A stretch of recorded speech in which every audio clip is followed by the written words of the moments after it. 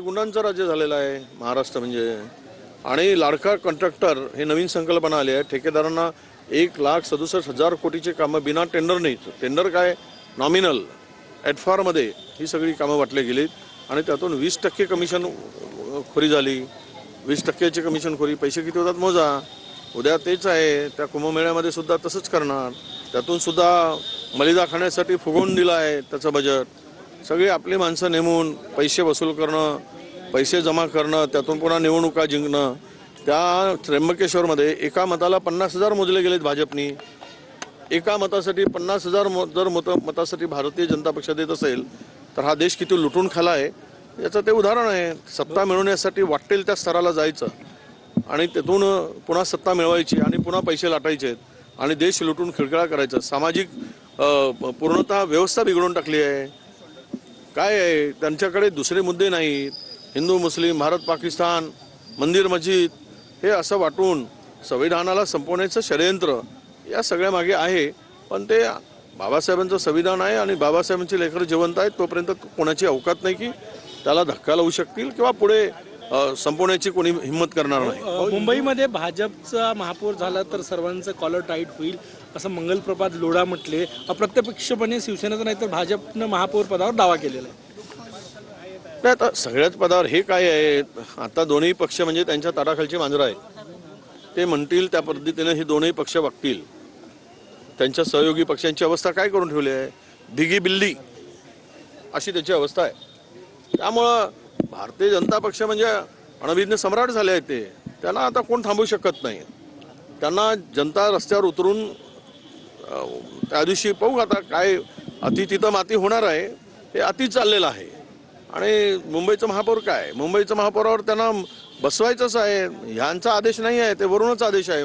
कारण मुंबईच्या सगळ्या जगातील देशातील फायनान्शियल कॅपिटल मुंबई आहे. जागेची किंमत 1.5 लाख रुपये स्क्वेअर फीट आहे. आणि अशा वेळेस मुंबई सोडून त्यांना कसं परवणार आहे. त्यामुळे त्यांच्या आका जे दिल्लीत आहेत त्या आकांचा सगळा आदेश आहे की कोणत्याही परिस्थितीमध्ये मुंबईचा महापौर भाजपचा करायचा. त्याची पाहणी उपमुख्यमंत्री एकनाथ शिंदे यांनी केली. यावर्षी त्याचा बाबासाहेब आंबेडकरांच्या पुतळ्याचा पहिला पाय दाखवण्याची शक्यता होती. मात्र आता ते स्मारक पुढच्या वर्षी पूर्ण करू असं एकनाथ शिंदे यांनी म्हटलं. आता करू देत. किती वर्ष झाले तुम्ही पाहताय. घोषणा झाली 2014 मध्ये, फार छाती ठोकून घेतली होती. गळ्याच्या नसा फाटतपर्यंत ओरडले होते. पण आता कुठे आहे ते. किती वर्षात, 11 वर्षामध्ये कुठे आलो होतं मी. किती टक्के काम झालं आहे, किती पैसे दिलेत, खर्च होत आहेत का. आणि त्यामुळं आता होईल तर बरंच आहे, आम्ही त्यांचं स्वागत करू. पण ते किती वर्ष. आम्हाला हिंदू मिलमध्ये बाबासाहेबांचं स्मारक आणि सर्व ज्या काही प्लॅन आहे त्या पद्धतीनं काम करण्यासाठी इतकी दिरंगाई का केली, का पैसे देत नाहीत. आणि येऊन पाहतात आणि फुशारक्या मारतात आणि जातात.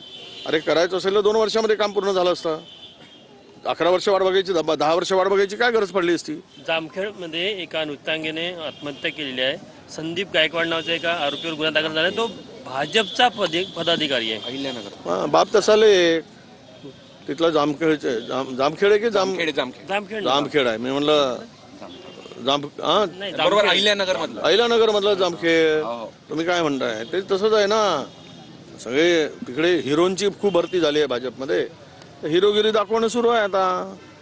हे प्रकार जे वाढलेत, हिंमत जी वाढली सत्ताधाऱ्यांची, मुलीवर अत्याचार करायचे, बायकावर अत्याचार करायचे, पळवून न्यायचं आणि महिलावरील अत्याचारामध्ये प्रमाण त्यामुळेच वाढलं. या नालायक लोकांच्या अशा कृत्यामुळेच वाढलेलं आहे. आता हे फार घातक आहे. महाराष्ट्र देशामध्ये महिलावरील अत्याचारामध्ये सर्वात पुढे गेलेला आहे. हे भूषणावं आहे का वर्ष झालं तर. ही वर्षपूर्ती आहे का. त्यामुळं यावर काय बोलणार आता. कारवाई कोण करतं, आंधळ धडतंय, कुत्रफीट खातंय, असं सगळं राज्याचा कारभार आहे. थँक्यू.